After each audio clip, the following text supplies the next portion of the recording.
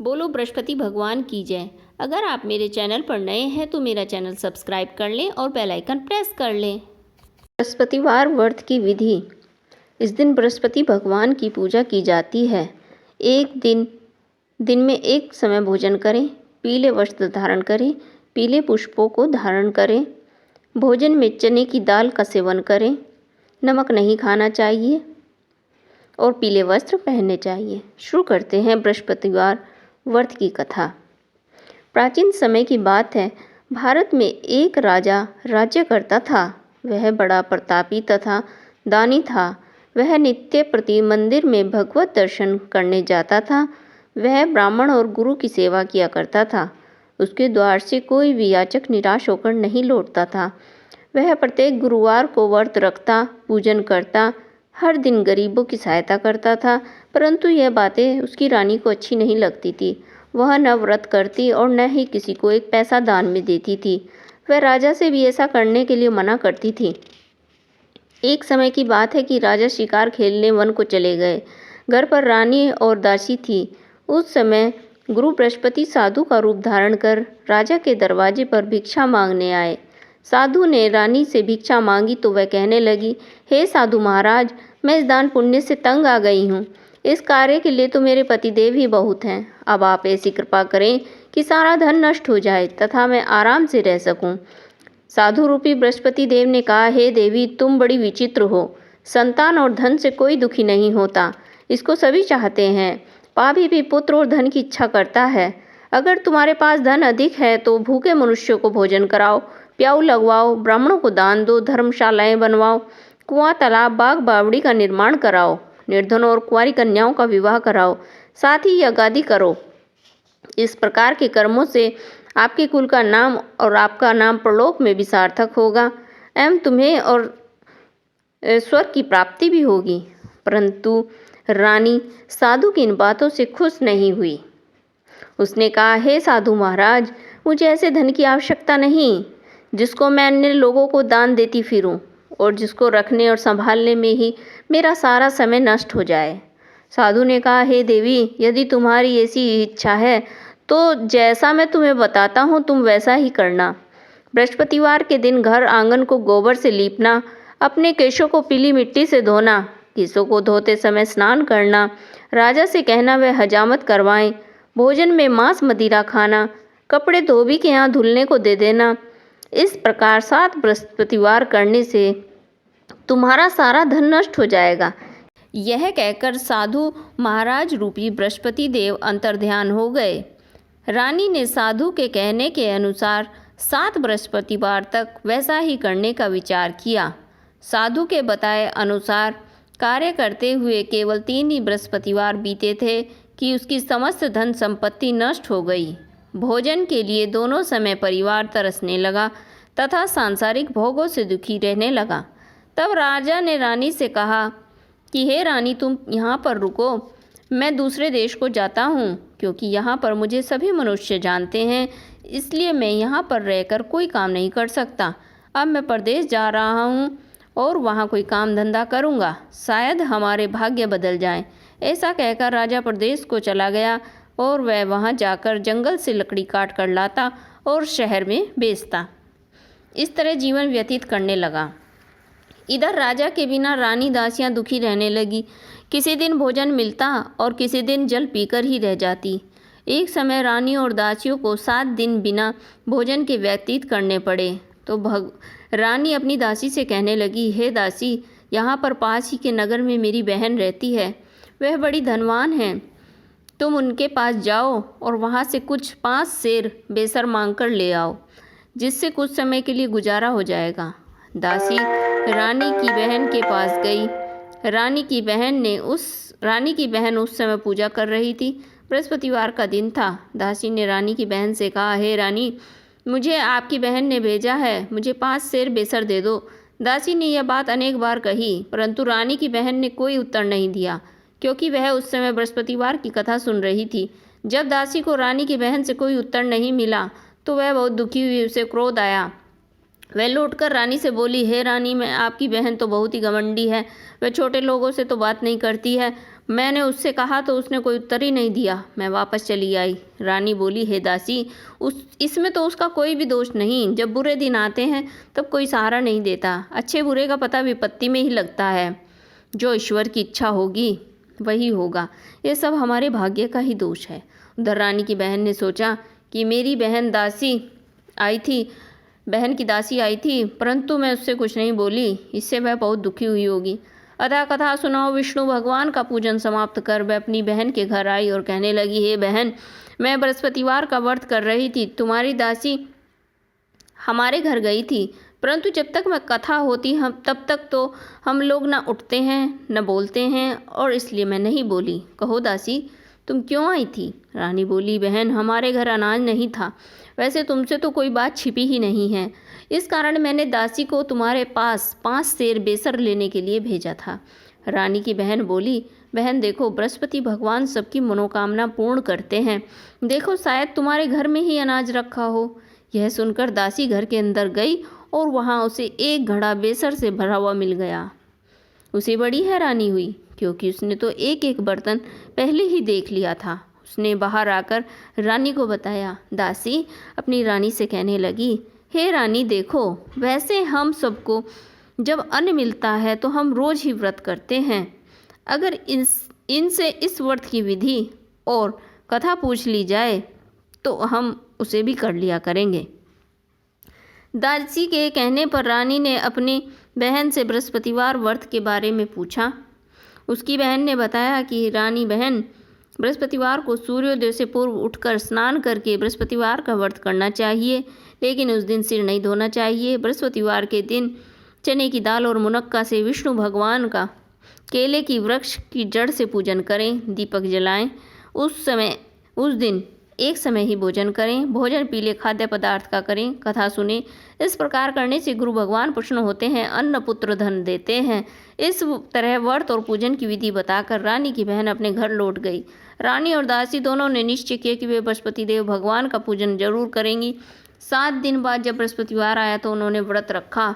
गुड़साल से जाकर चना और गुड़ बीन लाई तथा उसकी दाल से केले की जड़ में विष्णु भगवान का पूजन किया। अब भोजन कहाँ से लाए? दोनों बड़ी दुखी हुई, परंतु उन्होंने व्रत किया था, इस कारण बृहस्पति देव भगवान प्रसन्न थे। वे एक साधारण व्यक्ति के रूप में 2 थालों में सुंदर पीला भोजन लेकर आए और दासी को देकर बोले, हे दासी, यह भोजन तुम्हारे और रानी के लिए है, तुम दोनों करना। दासी भोजन पाकर बड़ी प्रसन्न हुई और वो रानी से बोली, रानी जी, भोजन कर लो। रानी को भोजन आने के बारे में कुछ भी पता नहीं था, इसलिए वह दासी से बोली, जा तू ही भोजन कर, क्योंकि तू व्यर्थ हमारी हंसी उड़ाती है। दासी बोली, एक व्यक्ति अभी भोजन दे गया है।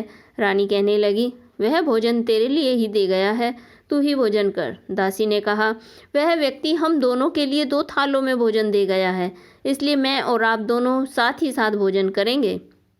फिर दोनों ने गुरु भगवान को नमस्कार कर भोजन प्रारंभ किया। उसके बाद वे प्रत्येक बृहस्पतिवार को गुरु भगवान का व्रत और पूजन करने लगी।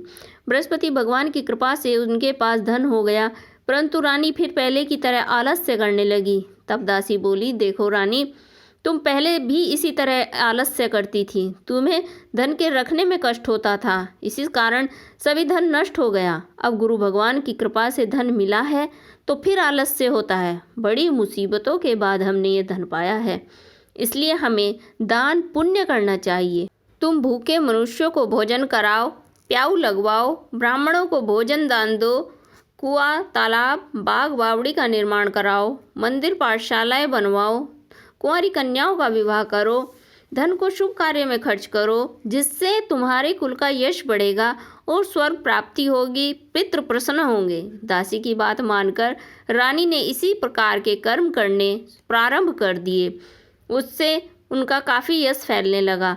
एक दिन रानी और दासी आपस में विचार करने लगी कि न जाने राजा किस दशा में होंगे, उनकी खोज खबर नहीं है। गुरु भगवान से उन्होंने प्रार्थना की और भगवान ने रात्रि में राजा को स्वप्न में कहा, हे राजा उठ, तेरी रानी तुमको याद करती है, अब अपने देश को लौट जा। राजा प्रातःकाल उठकर जंगल से लकड़ियां काटकर लाने के लिए जंगल की ओर चल पड़ा। जंगल से गुजरते वह सोचने लगा, रानी की गलती से कितने दुख भोगने पड़े। राजपाट छोड़कर उसे जंगल में आकर रहना पड़ा। जंगल से लकड़ियां काटकर उन्हें बेचकर गुजारा करना पड़ा। इसी समय उस समय बृहस्पति देव एक साधु का रूप धारण करके आए और राजा के पास आकर बोले, हे लकड़हारे, तुम इस सुनसान जंगल में किस चिंता में बैठे हो, मुझे बतलाओ। यह सुन राजा के नेत्रों में जल भर आया और साधु की वंदना कर बोला, हे प्रभो, आप सब कुछ जानने वाले हैं। इतना कहकर राजा ने साधु को अपनी संपूर्ण कहानी सुना दी। महात्मा तो स्वभाव से दयालु ही होते हैं। वे राजा को बोले, हे राजा, तुम्हारी पत्नी ने बृहस्पति देव के प्रति अपराध किया था, जिसके कारण तुम्हारी यह दशा हुई। अब तुम किसी प्रकार की चिंता मत करो, भगवान तुम्हें पहले से अधिक धन देंगे। देखो, तुम्हारी पत्नी ने बृहस्पतिवार का व्रत करना आरंभ कर दिया है। अब तुम भी बृहस्पतिवार का व्रत करके चने की दाल व गुड़ और जल को लोटे में डालकर केले के पत्ते से भगवान विष्णु का पूजन करो। फिर कथा सुनो, भगवान तुम्हारी सब मनोकामनाएं पूर्ण करेंगे। साधु को प्रसन्न देखकर राजा बोला, हे प्रभु, मुझे लकड़ी बेचकर इतना पैसा नहीं बचता जिससे भोजन करने के उपरांत कुछ बचा सकूं। मैंने रात्रि में अपनी रानी को व्याकुल देखा है। मेरे पास कोई साधन भी नहीं है जिससे उसका समाचार जान सकूं। फिर मैं बृहस्पतिवार की कौन सी कहानी सुनूं या कहूं, मुझको तो कुछ भी मालूम नहीं है। साधु ने कहा, हे राजा, तुम किसी बात की चिंता मत करो। बृहस्पतिवार के दिन तुम रोजाना की तरह लकड़ियां लेकर शहर में जाओ। तुम्हें रोज से 2 गुना धन प्राप्त होगा, जिससे तुम भली भांति भोजन कर लोगे तथा बृहस्पति देव की पूजा का सामान भी आ जाएगा। बृहस्पति देव की कथा इस प्रकार है। प्राचीन काल में एक बहुत ही निर्धन ब्राह्मण था। उसके कोई संतान नहीं थी। वह नित्य पूजा पाठ करता, परंतु उसकी स्त्री मलिनता के साथ रहती थी। वह न स्नान करती, न किसी देवता का पूजन करती।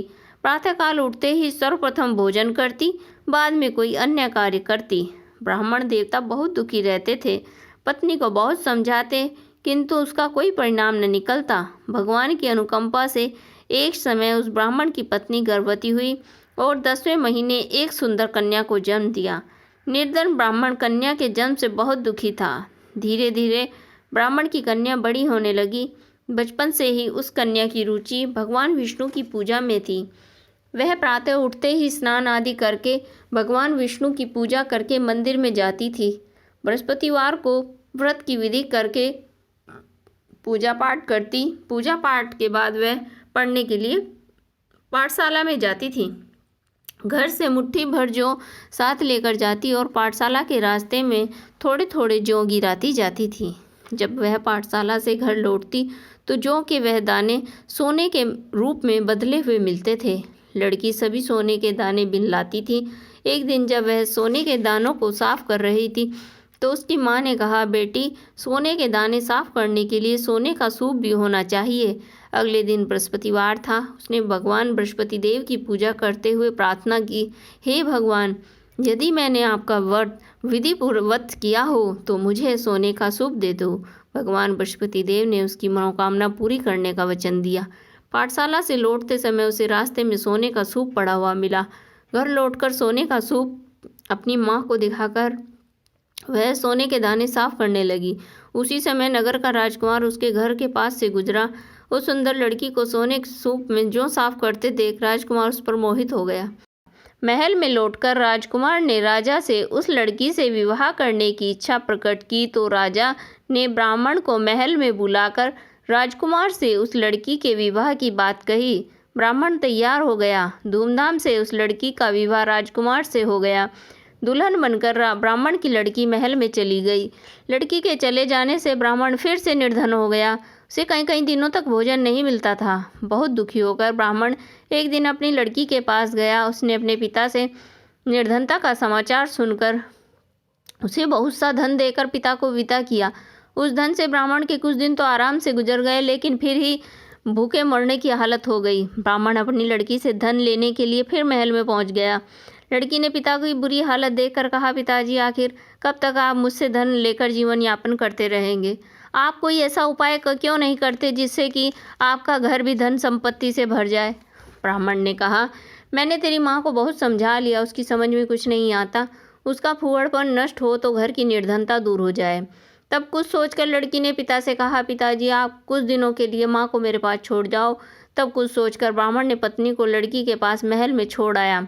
लड़की ने अपनी माँ से कहा, माँ तुम प्रातःकाल उठकर स्नान आदि करके भगवान बृहस्पति देव भगवान विष्णु देव की पूजा अवश्य करना। पूजा करने से तुम्हारी निर्धनता अवश्य ही दूर हो जाएगी।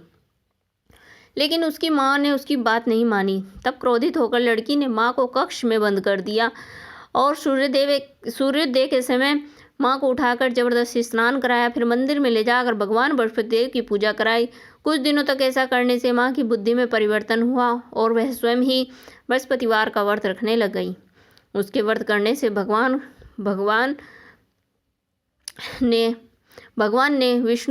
विष्णु भगवान ने धन की वर्षा उसके घर में कर दी। दोनों पति पत्नी धन संपत्ति पाकर आनंद पूर्वक जीवन यापन करते हुए विष्णु धाम को चले गए। लकड़हारा बने राजा ने उन साधु से भगवान बृहस्पति देव की यह कथा सुनकर बृहस्पतिवार का व्रत करके भगवान विष्णु की पूजा की। वह उस दिन से उसके सभी क्लेश दूर हो गए। लेकिन अगले बृहस्पतिवार को कामकाज में अधिक व्यस्त रहने के कारण उसने भगवान बृहस्पति देव की व्रत को नहीं किया। भगवान बृहस्पति देव लकड़हारे से क्रोधित हो गए और उसे भूल की सजा दी। उस दिन नगर के राजा ने नगर में घोषणा करके सबको सूचित कर दिया, प्रत्येक नागरिक मेरे महल में भोजन करने को आए, जो नहीं आएगा उसे अपराधी मानकर भारी दंड दिया जाएगा। लकड़हारा बने उस राजा ने उस नगर के राजा की घोषणा तो सुनी, लेकिन जंगल से लकड़ी काट कर लाने उन्हें बेचने में देर हो जाने के कारण समय पर महल में नहीं पहुंच पाया। अतः राजा के सैनिक लकड़हारे को पकड़कर महल में ले गए और राजा ने उसे महल के कक्ष में बैठाकर भोजन कराया। उस कक्ष में एक खूंटी पर रानी का सोने का हार लटका हुआ था। लकड़हारा अकेला उस कक्ष में भोजन कर रहा था। तब उसने एक आश्चर्यजनक घटना घटती देखी। देखते ही देखते वह खूंटी हार को निगल गई। थोड़ी देर के बाद राजा ने हार को गायब देखा तो लकड़हारे को कारावास में डलवा दिया। लकड़हारा मन ही मन अपने भाग्य को कोसने लगा। तभी उसे जंगल में मिले साधु का स्मरण हो आया। थोड़ी देर में भगवान बृहस्पति देव सन्यासी के रूप में उसके सामने प्रकट हुए और कहा, हे लकड़हारे, तूने भगवान बृहस्पति देव की पूजा नहीं की, इसी कारण तुम्हें कष्ट हुआ है। लेकिन अब चिंता मत करो। बृहस्पतिवार के दिन कारागार के दरवाजे पर तुम्हें कुछ पैसे पड़े हुए मिलेंगे। उन पैसों से भगवान बृहस्पति देव का व्रत करके उनकी पूजा करोगे तो तुम्हारे सब दुख नष्ट हो जाएंगे। बृहस्पतिवार के दिन दरवाजे पर पैसे पड़े मिले तो पैसों से चने और गुड़ मंगाकर लकड़हारे ने बृहस्पतिवार की कथा कही तो भगवान बृहस्पति देव ने प्रसन्न होकर उस नगर के राजा को स्वप्न में लकड़हारे को कारागार से मुक्त करने को कहा। सुबह राजा ने अपने कक्ष में आकर देखा तो खूंटी पर रानी का हार टंगा हुआ था। राजा ने लकड़हारे को मुक्त कर दिया और उसे धन और आभूषण देकर विदा किया। लकड़हारा बना राजा उस नगर से चलकर अपने नगर में पहुंचा तो उस नगर में कुएं, धर्मशाला, बाग बगीचे देखकर बहुत प्रसन्न हुआ। राजा ने किसी से पूछा, ये कुएं, धर्मशालाएं किसने बनवाई हैं? सबने बताया कि ये सब रानी और दासी ने बनवाए हैं।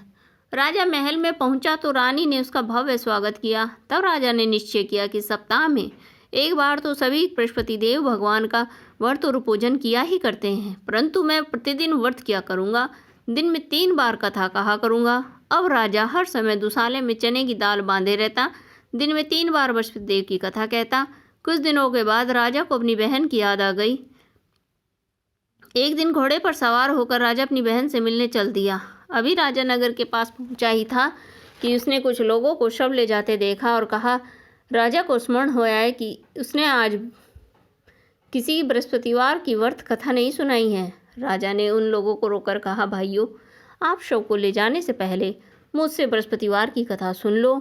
लोगों ने राजा को क्रोधित होते हुए कहा, तुम पागल तो नहीं हो? लेकिन कुछ बड़े बूढ़ों ने कहा, अच्छा भाई, साथ साथ चलते रहो, तुम अपनी कथा भी सुना लो। राजा के चलते चलते आधी कथा हुई, शव हिलने लगा। राजा के पूरी कथा सुनाते शव उठकर बैठ गया। लोगों ने हैरानी से दांतों तले उंगली दबाई और अगले बृहस्पतिवार भगवान बृहस्पति देव का व्रत करने कथा सुनने का निश्चय भी कर लिया। अब घोड़े पर सवार राजा चलते हुए किसान के पास पहुंचा। किसान ने अपने खेत में हल चला रहा था। राजा ने कहा, अरे भाई, मुझसे बृहस्पतिवार की कथा सुन लो। किसान झुंझुला कर बोला, अरे भाई, देख नहीं रहे हो, जितनी देर तक तुम्हारी कथा सुनूंगा उतनी देर में तो पूरे खेत में हल चला लूँगा। राजा निराश होकर चलने लग गया। तभी किसान के पैर लड़खड़ाकर जमीन पर जा गिरे। किसान के पेट में जोरों का दर्द होने लगा। किसान की पत्नी जब खाना लेकर आई तो उसने देखा और किसान से इस बारे में पूछा। किसान ने घुड़सवार की पूरी कहानी सुनाई। किसान की पत्नी दौड़ती हुई राजा के पास पहुंचकर हाथ जोड़कर विनती करते हुए बोली कि भैया, मैं तुम्हारी कथा सुनने को तैयार हूँ। राजा ने उसके साथ खेत पर पहुंचकर बृहस्पतिवार की कथा सुनाई। तभी बैल उठकर खड़े हो गए। किसान के पेट का दर्द भी ठीक हो गया। राजा अपनी बहन के घर पहुंचा तो उसकी बहुत आवभगत हुई। अगले दिन सुबह उठकर राजा ने देखा कि घर के सभी लोग भोजन कर रहे हैं। अब किसी भूखे मनुष्य को बृहस्पतिवार की कथा कैसे सुनाए, और बिना कथा सुनाए तो राजा भोजन भी नहीं करते थे। उन्होंने बहन से कहा, बहन, क्या घर में कोई ऐसा व्यक्ति है जिसने अभी तक भोजन ना किया हो? बहन बोली, भैया, हमारे घर में तो क्या, पूरे नगर में भी तुम्हें ऐसा कोई व्यक्ति नहीं मिलेगा जिसने सुबह सुबह भोजन नहीं किया हो। तब राजा ने बहन के घर से निकलकर उस नगर में बिना भोजन किए व्यक्ति की तलाश की। एक गडरिये के घर में उसका बेटा बीमार होने के कारण भूखा रह गया था। राजा ने जाकर उसे बृहस्पतिवार की कथा सुनाई। कथा सुनते सुनते गडरिये का बेटा बीमार ठीक हो गया और उसने राजा की बहुत प्रशंसा की। एक दिन राजा अपनी बहन से कहने लगे, बहन, अब हम अपने घर जाना चाहते हैं, तुम भी हमारे साथ चलो, कुछ दिन वहाँ रहकर लौट आना। राजा की बहन ने अपनी सास से पूछा तो सास ने ताने देते हुए कहा, बहू, मायके जाना तो अकेली जाना, मेरे पोतों को नहीं ले जाना। तुम्हारे भाई के यहाँ कोई संतान नहीं है, कहीं तुम्हारी भाभी मेरे पोतों पर कोई जादू टोना ना कर दे। दूसरे कक्ष में बहन की सास की बातें सुनकर राजा दुखी मन से अकेला ही अपने नगर को लौट गया। रानी ने राजा से कहा, आप तो अपनी बहन को साथ लाने की बात कहकर गए थे, फिर बहन को साथ क्यों नहीं लाए हो? तब राजा ने दुखी होते हुए कहा, रानी, हम निसंतान हैं, इसलिए हमारे घर आना कोई पसंद नहीं करता। रानी ने राजा को बहुत समझाया, हे प्राणनाथ, हमें बृहस्पति देव ने सब कुछ दिया है, अब भगवान बृहस्पति देव हमें संतान भी अवश्य देंगे। बृहस्पतिवार को विधिवत व्रत करके हुए राजा रानी ने भगवान बृहस्पति देव से संतान की प्राप्ति के लिए प्रार्थना की। कुछ दिनों के बाद उन्होंने स्वप्न में दर्शन देते हुए कहा, हे राजन, तेरी मनोकामना अवश्य पूरी होगी। एक सप्ताह बाद ही रानी गर्भवती हो गई और 10वें महीने में रानी ने एक सुंदर पुत्र को जन्म दिया। राजा रानी जीवन पर्यंत बृहस्पतिवार का व्रत करते रहे। उनके घर में धन की वर्षा होती रही।